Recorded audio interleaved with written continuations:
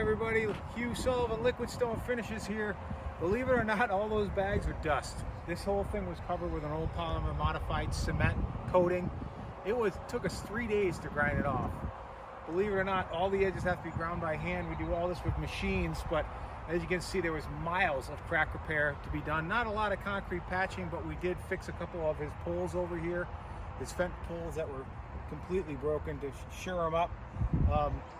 This application is what we call ElastiDeck. It's a rubberized broadcast flake application that can handle all these cracks. So that's been a nemesis in the industry with a cement-based coating, is if concrete moves, and it does move, cracks will come back, but this ElastiDeck application can handle the freeze and thaw cycles of the East Coast, guys, turning your mess into a success.